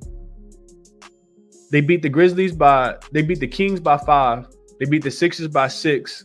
Every other win has been double digits. The Pelicans by 11, the Magic by 13, Nuggets by 15, Pacers by 15, Nets by 16, Lakers by 17, Pistons by 20, Bucks by 29, Wizards by 16. I'm sorry. They didn't beat the Wizards by 16. That's crazy talk. Beat the Pistons by 20, beat the Bucks by 23, beat the Wizards by 24, beat the Blazers by 25, beat the Warriors by 51. I think they're the right side. I didn't bet it though. Let's see. Clippers on the road. If they lose the game, they've lost 7 games on the road, 1-5-1 against the number. And when they lose by average of 15 points per game. They kept the game close against the Timberwolves, lost that game by 1. Kept it close to the Thunder, but still lost by 6, lost by 8 to the Rockets, 16 to the Mavericks, 21 to the Rockets, 22 to the Nuggets, 32 to the Celtics. Kind of want to get there, man. First half, I see Eli got first half here. I do think first half is a really good play. So real quick, I'll take you guys the money baller. I was looking into the first half angle too. Take you guys the money baller real quick. Everything that I share on the screen, just FYI, especially if you guys are new, you can get access to using any of the links in the description. I'm affiliated with all of these different sports betting websites and tools that I use to kind of help handicap the games. So this is Moneyballer. Referral code ChrisBeCappinn, 2 P's, 2 N's. If we go look at the Clippers and the Grizzlies, wait till this little green box, which is where my face is, moves, and you can go down and start comparing the teams, efficiency, four factors, scoring, all of those different things inside the arc. You can also change, first you can't see it, but if you hit this little drop down arrow right here, you can go 20 games, last 20 games, last 10 games, last 5 games. We'll just keep it on full season. So you can look at the schedules, you can see the efficiency, and this is what I want to see against the spread. So here's the Grizzlies at the crib. 21-8 overall as a home favorite, 10-4 against the number. That's important because you see the Clippers over here, just 4-6 against the spread as a road dog. So not profitable. Grizzlies first half. Grizzlies for the full game too, though. Look at this, 10-4. It's not like they fall off in the second half. Grizzlies have been really good in both of these spots. You can see the Clippers, if they don't cover the first half, they don't cover the full game either. 4-5-1 here. Team totals, you can see that the Clippers struggle as a road dog scoring in the first half and in the full game, just 7-3 to the under on their team totals. And the Grizzlies do score. Look at that first half team total. They've hit it 10 of their 14 games so far. 10-4 is a nice number there. So yeah, it'd be Grizzlies early. Grizzlies full game too, if I had to play it, if I'm being honest with you guys. Didn't play it though. Did not play it. Just kind of wanted to see where the number went after I missed the 4.5. So like I said, that's Money Baller for people that are interested. Definitely check it out if you guys are interested. Want to see more of that. Definitely help you handicap the games as well. Let's see what you guys are thinking about this one real quick.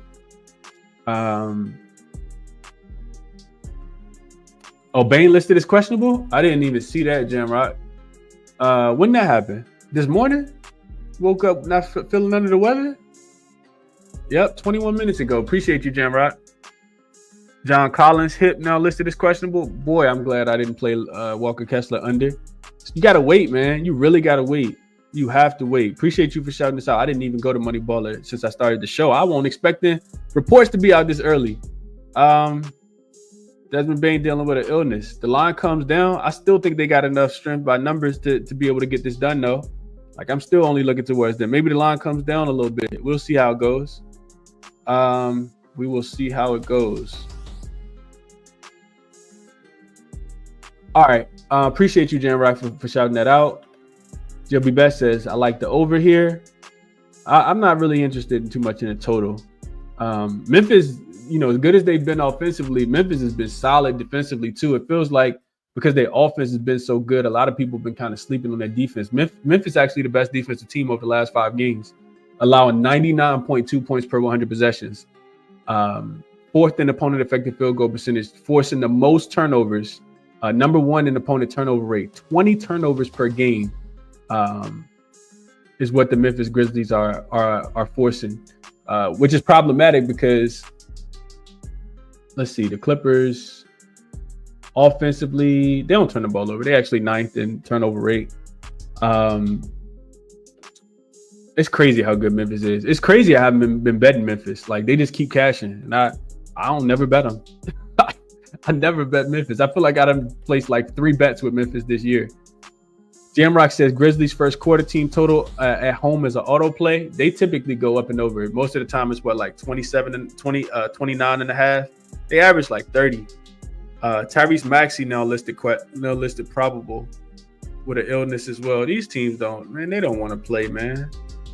These players don't want to play. I do think Grizzlies first quarter team total. Like, I would wait until Desmond Bane news, and then I would probably play it. Harden going to hit those strip clubs in Memphis on Christmas under his points, rebounds, and assists. Shadow says. Santi Adama points. Bro is a demon off the bench. He is. I think he had a 20-point game off the bench against Atlanta the other day. What LJ said, you bet Memphis same way you do Rockets first half at home. Dropping down is what LJ said. He liked that look as well. Yeah, I'll let the number come down. I'll probably be an official play for me, Grizzlies first half. I'm probably gonna play him full game as well. Under for Harden points, rebounds, and assists. If it's remotely close to a blowout at the end of the third quarter, he's done for the night. Dougie Bone says, okay. Big Smooth says, hey Chris, man, just want to thank you for your time and research. For your time and research, the community appreciates you. Hit the like button. Appreciate that, Big Smoothie. Appreciate that for sure, bro. Clippers only scored 104 4 times in the last road games, while Memphis has yet to score under 110 at home last 10. Markel likes Grizzlies early as well. Grizzlies first quarter team total and first half spread. I like both of those as well, Jim Rock. Sound like a lot of people like it. GLB Best says no play, but the trend to the over this season, looking at teams that are rested as road dogs that previously lost on the road and the total is greater than 230, says that it typically goes over again. Okay. Happy holidays to you, Kilo. Appreciate you for tapping in, bro. Always bringing the positive vibes. Appreciate you, bro. He says can't fade the Grizzlies. They play like like somebody stole some money from them. They've been killing for sure. Justin says he's going to add first half after the show as well. Real quick on that first half number. Let's see if we can get a 3 instead of getting a 3.5 in favor of Memphis. And then let's try to speed up real quick and get through a couple of the other games. Memphis first half. Like I said, I'm gonna still wait and see what happened with Bane. But I like, yeah, you can get a 3 right now. 3 right now is available on DraftKings. Bet365 got the best number at -3 though, with no juice. Bet365 -3 for Memphis in the first half. So you could wait and get a much better number potentially. Markel says, quick question. Answer what you think about the holiday for players. I talked about that already. I'm teaching people how to get this money, KC. Appreciate you for tapping in, student KC. Charles says, sound like Memphis trifecta to me. I don't know about a trifecta, but I do think they're the right side. I do think that they're the right side. Next game up, let's go to the Wizards and the Thunder. Be here for about 45 seconds. So big Jalen Williams, not the one that always played, but the other one that hasn't been playing, is off the injury report. He's supposed to play in this game. OKC is healthy outside of Chet Holmgren. On the Washington side, Kuzma is out. Bilal Kumbawale, I think is how you pronounce it. I feel like I butchered every time I say it. He is listed as game time decision. He's listed as questionable. Without him, I know the Wizards suck, but without him, they need him like to even remotely slow down SGA. Nobody can guard SGA. He was going to be the guy that was going to be on him. Malcolm Brogdon just kind of not going to do it, man. I kind of feel like going back to what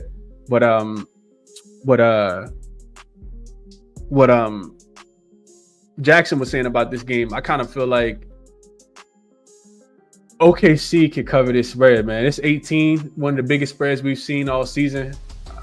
I don't think the Wizards gonna cover this spread. I think OKC wins this game by 25 points tonight, man. I really, really do. I have not bet it. I didn't even look too deeply into it. I know OKC don't got a Christmas Day game, so they may take their Christmas Day frustration by not having a Christmas Day game out on the Washington Wizards. Got a Wizards team total of 104.5. OKC team total 121, 122-ish. If OKC gets hot from the three-point line, which the Wizards' three-point defense is trash, they can do whatever it is that they want in this game. Not a game I'd be looking to back the Wizards. I know it's, Christmas and all that good stuff. It'd be OKC minus the points in this one. I think they can win this game by 25 points, man. Not getting there with the Wizards, even though the Wizards have been playing a little bit better as of late. And to put some numbers to that, I know that they've been covering. The Wizards have been covering. I know that they didn't cover in that last game against the Bucks, but I feel like they've been covering before that. Let's see. Wizards, 5-5 against the number. They had actually covered 3 straight games before losing to the Bucks.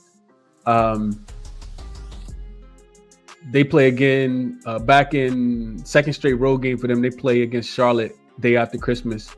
OKC plays the Pacers day after Christmas. OKC has won back-to-back games against Orlando and Miami. After losing to the Bucks, 8-2 straight up, 7-2-1 against the spread, 7-3 to the under in their last 10 games. Real quick, I just want to look real quickly at the Thunder. I want to see how they've been if they're laying. Let's just go 14.5 points or more. So if they're laying 15 points or more, let's go back to last season too. So Thunder is a big home favorite. Let's see what we get.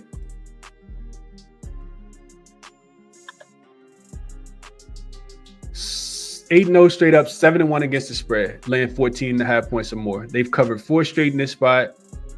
The only game that they didn't cover was against the Jazz. They were laying 15. They won by 12. That happened last year. So far this year, this is only the second time that they've been laying 14.5 points or more. They laid 14.5 earlier to the Pelicans. They won that game by 18, 106-88. It did go under the total. They are 5-3 to the under, and in this point range, as a 15.5 point favorite, 14.5 point favorite or more, home favorite.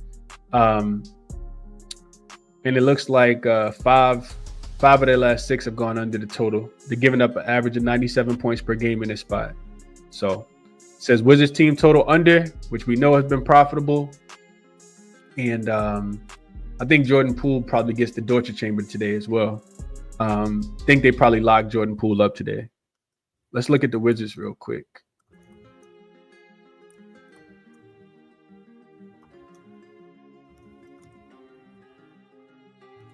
Wizards as double-digit road dogs this season are 3-4 against the spread, 5-2 to the under, averaging 100 points per game. They've actually stayed under 3 of their last 4 games. They scored 105 against the Cavs, 87 against the Cavs, 114 against the Bucks, 103 against the Pacers. Got smoked by the Magic in this spot. Got smoked by the Rockets in this spot. Got smoked by the Knicks in this spot. They've lost by 27, 15, 28, 12, 10, 31, and 10. So this says under as well. About 229 points being scored in their games. I'm not playing this game, man. I'm not playing it. Not playing it. Let's see what you guys are thinking here. Wizards first quarter plus 6.5 for Brian. Wizards team total under for Drew. Jalen says, Chris, what are your thoughts on the Wizards first half team total under? Yeah, I mean, I would play first half team total under. What is it? I don't even know what it is, and I play it. We talk about professional teams. There's a couple teams that come to mind: the Grizzlies, the Cavs, the Thunder. Like the teams that just don't let up too often.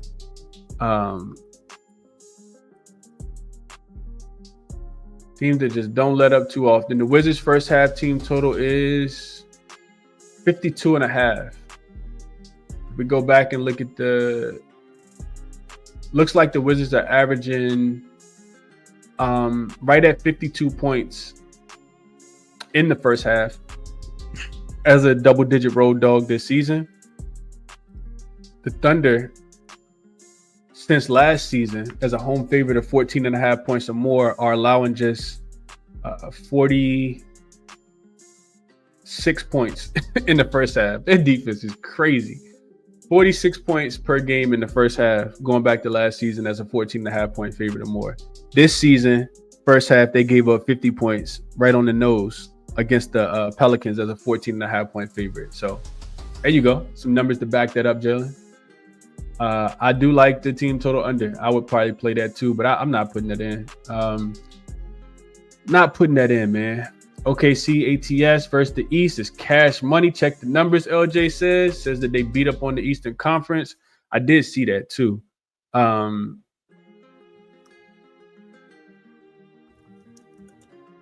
They are 5-1-1 against the spread so far this season, winning by an average of 14 points.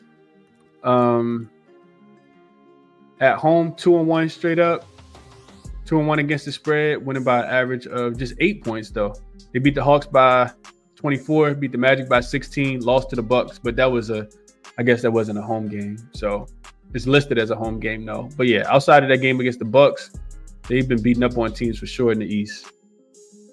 Not playing the Wizards. Not playing the Wizards, Adam. But if you play them, I hope you cash. I can't get there with the Wizards. Not for my money. I'm thinking it is a blowout, Alex. I do think it's a blowout. Brady says, "Yep, I'm not betting it though." Happy holidays, Bill A. Hope you have a great holiday, in general, man. Appreciate you for tapping into the show. All right, couple more games to get through really, really quickly. We got Portland and the Dallas game. Another game I didn't look too deeply into at all. This line, I do know the line was at 9. It's up to 10 now.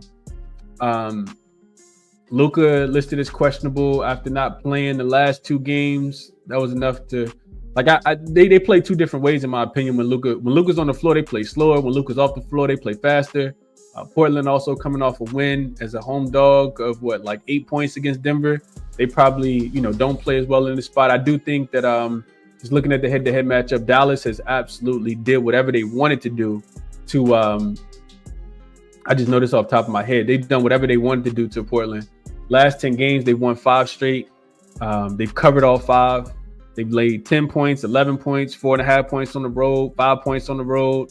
And the games typically go over 8-2 to the over. In the last 10, looks like 4 of the last 5 have gone up and over the total. Dallas has scored 131, 139, 126, 131, and 125. So Dallas should be able to do whatever it is that they want in this game. I would just kind of wait and see what happens with Luka. Jaden Hardy is listed as out. He's going to miss this game. I think it's a knee injury, but I'm not quite sure. Portland, I think they while they are getting healthy, I think this could just be a bad spot for them. Ban this game time decision. I think everybody else is going to be listed as in. The one thing that Portland does a really good job of is rebounding the basketball. Dallas also does a really good job of rebounding the basketball. So that's not going to be too much of a strength unless Dallas comes out here, is not super locked in and focused for the game. Last 5 games, Dallas is 15th in offensive rebound rate. Portland right there as well, 15th in opponent offensive rebound rate. Portland 13th in rebound rate. Dallas has been giving up rebounds, 24th in opponent offensive rebound rate. But I just think Portland could be thinking about Christmas in this game. And Dallas got a big game as well. Like I said, coming up against Minnesota on Christmas Day. They'll be at home. I think they will be. But I kind of want to see what happened with Luka in this game. I do think that Dallas should be able to kill him from the 3-point line. Just looking at the numbers, Dallas is the 7th best 3-point shooting team. Portland is bottom 5. Last 5 games, Portland's bottom 5. Dallas is number 5 in shooting the 3-point shot. So they should be able to score, pretty much from wherever they want to on the floor. Maybe a Dallas team total up and over to stay away from the spread. This total is 229.5. I don't think it's high enough. I think Dallas can score whatever it is they want in this game. Their team total probably 119.5 if I had to guess. That's the way that I would look to play it. But like I said, not a game that I look too deeply into. Dallas team total is 119.5 on FanDuel, minus 115. I think they can get there for sure. Any thoughts here?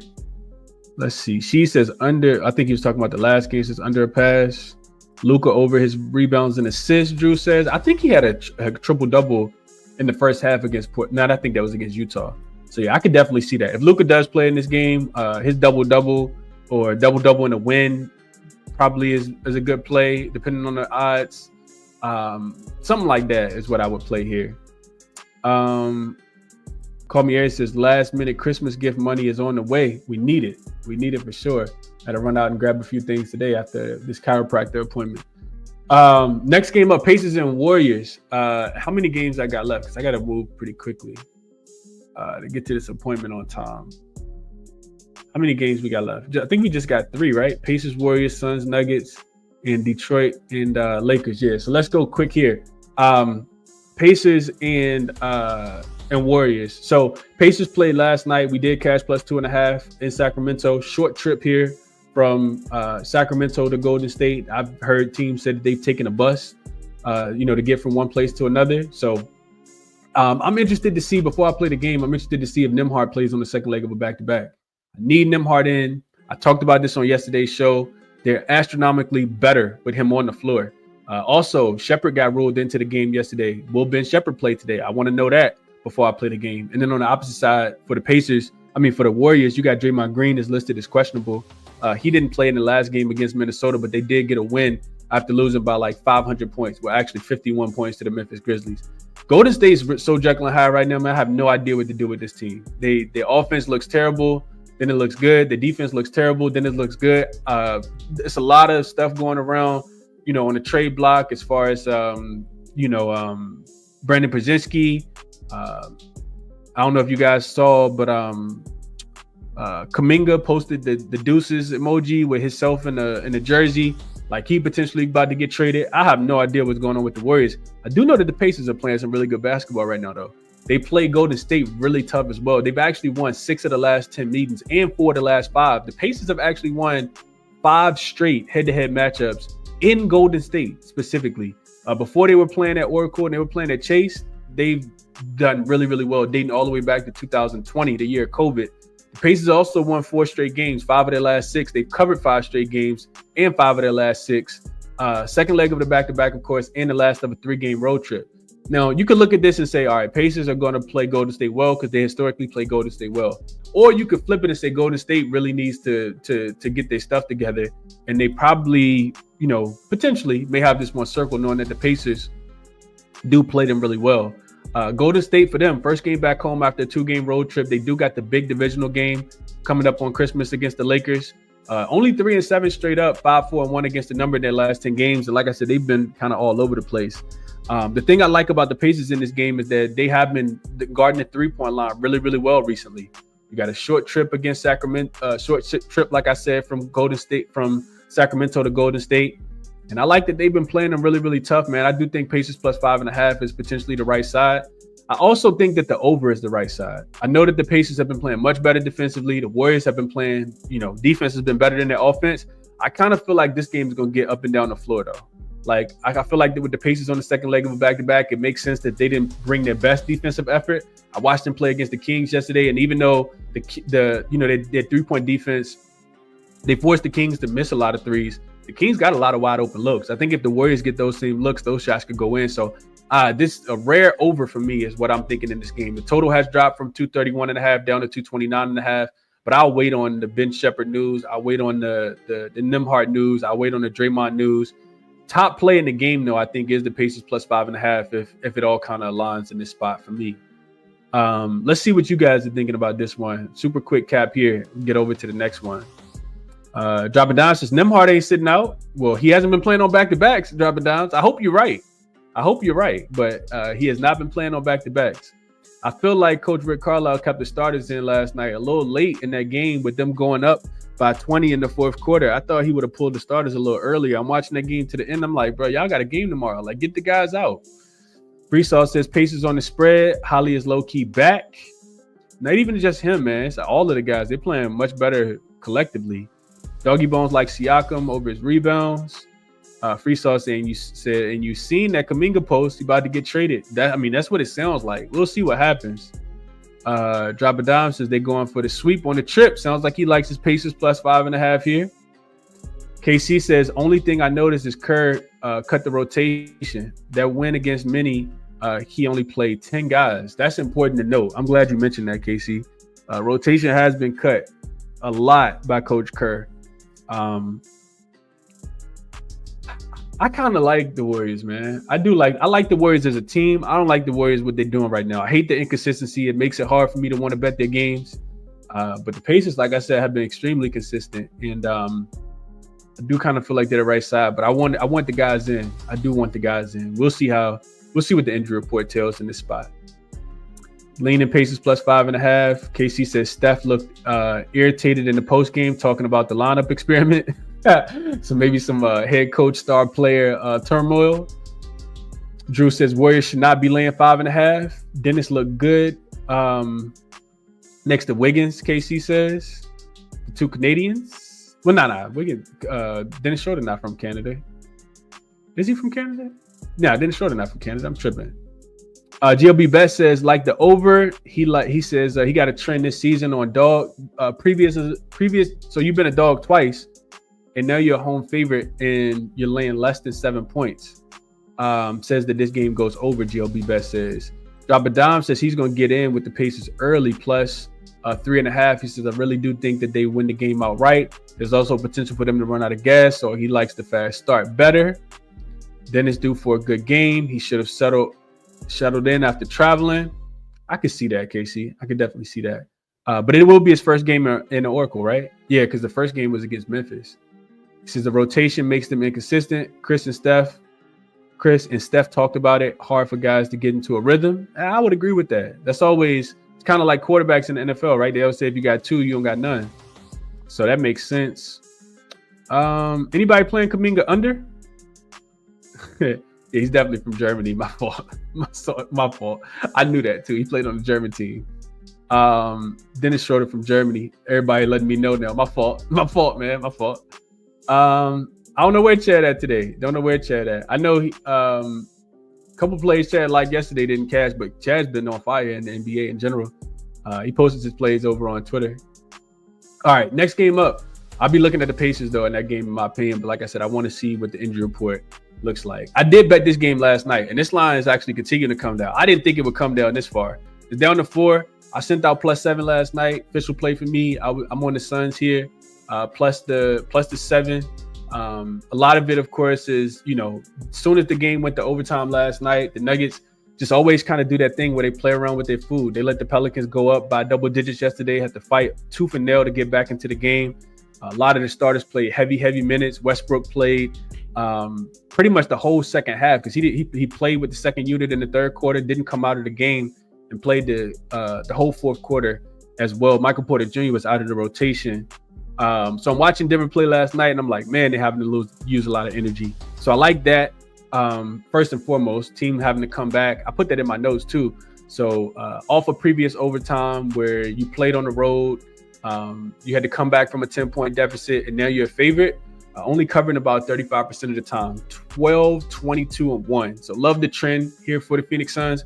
Also like that Phoenix is coming off a couple really bad losses. They lost against Detroit. Lost against Detroit in their last game. This is the first of a little back-to-back series. We got to mention that as well, though. These two teams do play on Christmas. I forgot to even put that in my notes, but I just know it off the top of my head. Phoenix has not played well recently. So, this line coming down, I'm not sure. They have played Denver well recently, though. They actually beat Denver last 2 times that they played them. And both games were actually in Denver. So you could say Denver got, a little bit of revenge. Phoenix has not been great recently. Like I said, just 3-7 against the spread, but now they're getting 7 points. Well, they were getting 7 points. This line's down to 4 now. So I do think that they are the right side in the game. Lost to the Pacers, lost to Detroit. So I don't think this is they don't even have anything to look ahead to. You got Denver up next. And Denver just wildly inconsistent, man. Back-to-back non-covers against Portland and New Orleans. Actually lost the game to Portland outright. Now first game back home after a 3-game road trip. They've actually played 6 of their last 7 on the road. And I got a strong query that supports fading teams that have played 6 of their last 7 games on the road. But I hadn't even looked into that. And then the Christmas Day game is in Phoenix, of course. So I just kind of felt like, I don't know how many points the Denver Nuggets should be laying at all. Like, to me, it just kind of feels like they just want to win the game if they want to win the game. They lost outright to Portland, beat the Pelicans by 3 points in overtime, beat the Kings by 1. They did smoke the Clippers, but the Clippers were shorthanded in that game. Did smoke Atlanta, but they were coming off the loss to the Washington Wizards. Just extremely inconsistent team, man. No business laying 7 points, which is what I got the number at last night. At 4, I don't know how much I like it as much, but Devin Booker will continue to be out, which is why I think that they were getting so many points. I also looked at Grayson. I think Grayson Allen is also out in this game, but I think that they can still keep it close even without those guys. I like Royce O'Neal. I think he has a big game in this spot. I like Dunn off the bench. I think he has a big game in this spot. Tyus Jones should be able to lead the charge as well. Bradley Beal's in, and of course Kevin Durant is in. You need Nurkic out there, of course, to slow down Jokic, but Jokic, like I said, played big minutes last night, and they got a late win. So give me the Phoenix Suns in this spot. I took the Suns +7 last night. Don't like it as much at 4.5, but I do think it's going to be probably a 1-possession game. I would not lay 3 possessions with the Denver Nuggets. I don't care who they're playing, especially a team off back-to-back losses. So that was the quick cap on this one. Drew says Nuggets smash. He's on the opposite side. G Hurd says Suns +5 or better is the play of the day. Royce over his threes. I could see it, Free Sauce. I could definitely see it. Last night it was Jordan Hawkins for people who watched. Got the job done. Michael Porter Jr. was out of the rotation in the fourth quarter, Drew. I'm interested to see if he plays late in this game. Free Sauce says KD just lost to Cade. KD about to get 40 tonight. See how it goes. I hope so. KC says KD everything tonight. Likes KD a lot. Jalen likes KD over his rebounds and assists. Denver got 0 IQ on defense. It's bad right now. Pick and roll defense is terrible. When you give up that many points in regulation to the Pelicans, it's not good at all. Drew says Suns team total under 113.5. I'd argue opposite. And yes, I will be doing a live show. I will be doing a probably an overnight show. I'm probably not going to do it. I'm not doing a show on Christmas Day. Definitely not. But I'll do the show. I always do a show the night before on Christmas Eve. So we'll be. I don't know if it'll be live or if I'll just record it. But couple things I'm already looking into for tomorrow for that game. 2-hour show is crazy, Justin. I got to get out of here. Like I said, I got a chiropractor appointment in about 30 minutes. So that's that one. Call me Aries, likes KD over his points and rebounds as well. Porter is trade bait. The Nuggets are a mess. They are dropping dimes. And he is linked to a couple different trades right now. Last game, super short. Lakers, Detroit, total 223. Looks like it's dropped a little bit. Actually, 224. 223.5 out there as well. Lakers opened as a 6-point favorite. I see 5.5 now. No idea what to do with this game. I do think so. Bron is listed as questionable. AD is also listed as questionable. I do think Bron's gonna play. Lakers had a day off after beating the Kings 2 times in a row. Detroit's also coming off a really nice win against Phoenix the other day. Am I in a rush to lay 6 points with the Lakers, even though they've looked really, really good as of late? Not really. Detroit as a road dog is typically a more profitable angle than the Lakers as a home favorite. I don't know who the Lakers really are. I do kind of feel like as soon as I stick my hand out to get some money with the Lakers, that really good defense that gave up 99 points and 100 points to the Sacramento Kings and 110 to the Memphis Grizzlies, I mean, they'll regress all the way back. But defensively, they've been really, really good over the last handful of games. To put some numbers to that real quick, noted the Lakers are a top 5 defense. They actually number 2 in defensive rating. I don't know how sustainable that is. I know that JJ Redick made some changes to the lineups. He's put Christie in, who's a really good defender. Gabe Vincent defense is a lot better than D'Angelo Russell's as well. Detroit also beat my Lakers the last time that they played outright in Detroit. I don't know if people remember that. So the Lakers got revenge in this spot, but AD listed as questionable. Not sure if he plays. I think he does play. I think LeBron does play as well. I'm not playing the game until I know, though. Not until I know. I think if both teams play, I do think it's an over spot. I know Detroit. I know that this total looks like it's probably, to me, this is a trap total. Total way too low for a Laker game, in my opinion. I think that they'll be able to score against Detroit. Detroit, not a great defensive team. Their successes come with their offense, specifically with Cade Cunningham. And they only got Isaiah Stewart listed as out right now. So Cade probably continues to feast. I do think that the Lakers will be able to score the basketball. I will be playing this one up and over. Total a little bit too low for me to want to take an under. I think Detroit will be able to contribute. Lakers probably a little bit of defensive regression in this spot, coming off 2 back-to-back divisional games against the Kings.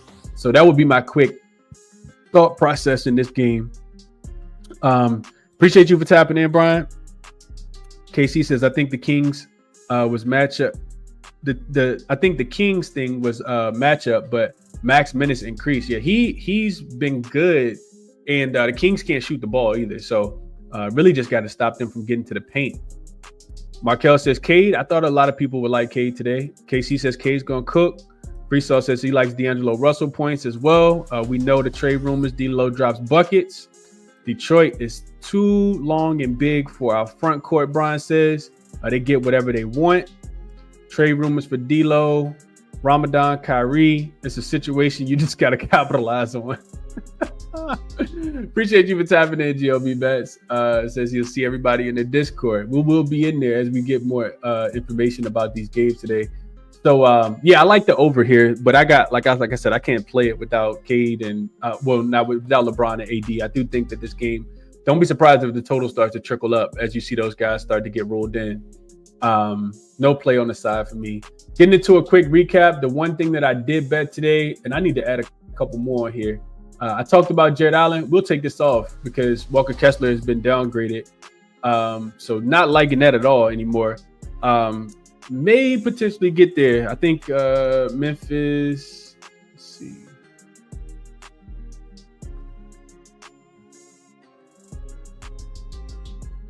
Memphis first half minus that 3 that we talked about, I think is a very, very solid look. Probably going to get there with that, but I'm going to wait on the Bane news. At the beginning of the show, I talked about liking Victor Wembanyama over his 2.5 threes and over his 3.5 threes. This San Antonio and Philly under 219 is gone now since when we started the show. But real quick, the best number you can get, I do think it's an under game. It's back up to 219 on FanDuel. So a lot of pushing and pulling in the market actually is back down to 218.5. So that's the best number you could get. 218.5 on Bet365. and FanDuel. That's probably my favorite total on the board for today. And that's what I'm liking for today. Like I said, the later games I haven't really dove too deeply into. If I had to add anything here, Dallas team total would absolutely be on the list. OKC minus the 18, I think, is absolutely on the list. And I think those would be my top looks, man. Those would be my top looks for today. I do think that Boston runs away with that game against Orlando, even though they haven't been covering. Charlotte plus the points would also be on the list. A lot of things like today. I'm not betting everything, though. Not betting everything, but I hope you guys get some cash, whatever it is that you do play. Best of luck. Resources. I went through all of these using at some point throughout the show today. jaXon, referral code, ChrisBeCappinn, 2 P's, 2 N's. Outlier, 7-day free trial if you sign up using the link in the description. Money Baller, 50% off using code ChrisBeCappinn. And as always, Odds Gym, get you 20% off using that Sportsbook screens page or anything that you want to use over at Odds Gym as well. Appreciate everybody for tapping in. About to go to the chiropractor, get this sacrum pop back in place, man. And I'll catch you guys tomorrow, whether it's live show or not. I'll catch you guys tomorrow for the Christmas Day games. Best of luck on everything that you're playing today. I'm out.